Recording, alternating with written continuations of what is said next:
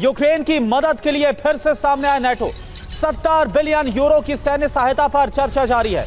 अगले महीने Ankara NATO summit में होगा ऐलान इस बात का।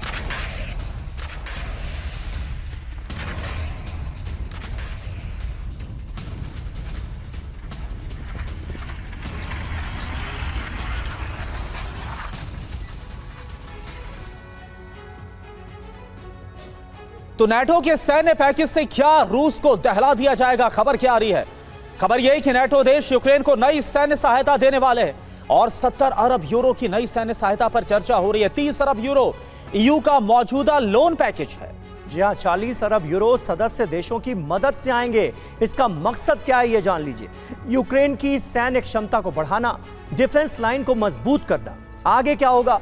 हथियार और गोला बारूद की आपूर्ति की जाएगी, सैन्य संसाधनों की भी सप्लाई बढ़ा दी जाएगी। युद्ध लंबा खिंचने की संभावना नजर आ रही है। नेटो रूस तनाव भी और ज्यादा बढ़ता हुआ नजर आएगा। तो कुल मिलाकर ये जो मोटिव है वो नेटो कंट्रीज का नजर आ रहा है। Rear admiral Girish Kumar Garg sir हमारे साथ मौजूद हैं। गर्ग सर, एक बात बताइए, क्या लग रहा है आपको, क्या यहां पर अभी जो मौजूदा हालात है इसमें आपको ज़ेलेंस्की से ज्यादा जो कल्प्रिट है वो यूरोप के वो देश नजर आ रहे हैं जो कि नेटो सदस्य देश भी हैं, और वो जानबूझकर नहीं चाहते क्या कि ये जो युद्ध है वो शांत हो पाए, जो बारूद है वो थमे, एक दूसरे पर हमले रुक पाए? क्या मकसद आपका नजर आ रहा है इस सब के पीछे? देखिए, हालांकि आप देखिए अमेरिका ने यूक्रेन से हाथ खींच लिया है, लेकिन अगर यूक्रेन आज इस क्षमता में है, उसके पास ये कैपेबिलिटी है कि वो जिस तरीके से रूस के ऊपर अटैक कर रहा है वो करे, इसके पीछे बहुत बड़ा हाथ नेटो देशों का है।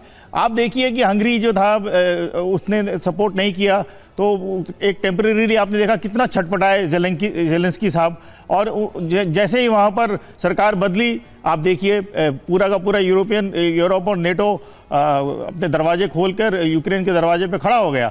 तो बहुत बड़ा हाथ आज यूक्रेन की क्षमता में नेटो देशों का है। उनका मकसद है कि चूंकि इस पूरी लड़ाई का जो मूल कारण है वो रशिया का कंसर्न है कि नेटो उनके दरवाजे पर ना है, तो ये लड़ाई जो है कहीं ना कहीं नेटो अब इसको रशिया और यूक्रेन की लड़ाई ना देखकर रशिया और नेटो की लड़ाई के रूप में देख रहा है। और उनको लग रहा है कि अगर ये लड़ाई बंद हो गई तो हो सकता है कि रूस का निशाना यूक्रेन से हटके कहीं ना कहीं नेटो के ऊपर आ जाएगा।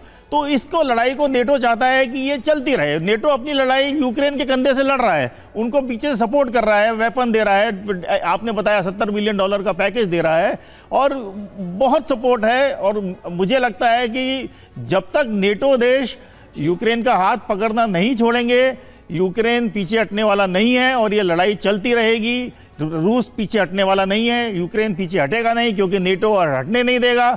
तो ये लड़ाई खत्म होती हुई मुझे नजर नहीं आ रही है, बढ़ती जाएगी और इसका अंत इतनी जल्दी मुझे होता दिख नहीं रहा। बिल्कुल। और देखिए, इस बीच एक अहम खबर क्रीमिया से जुड़ी आ रही है। क्रीमिया में यूक्रेन का ताबड़तोड़ हमला हुआ है। क्रीमिया के कई इलाकों में अफरा तफरी का माहौल नजर आ रहा है। सप्लाई चेन बंद होने से लोग भी दहशत में हैं। हमले के बाद ग्रोसरी स्टोर पर भारी भीड़ नजर आई, अफरा तफरी मची हुई है। ये तस्वीरें आप देखिए, घर में राशन स्टोर करने के लिए होड़ मची है। कब क्या हो जाए किसी को पता नहीं।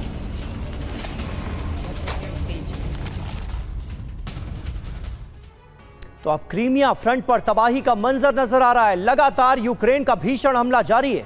ड्रोन अटैक से सप्लाई चेन प्रभावित हुई है। हमले से रिहायशी इमारतों को भी नुकसान पहुंचा है। स्थानीय लोगों में इस वक्त बड़ी दहशत है। यूक्रेन के टारगेट कौन हैं?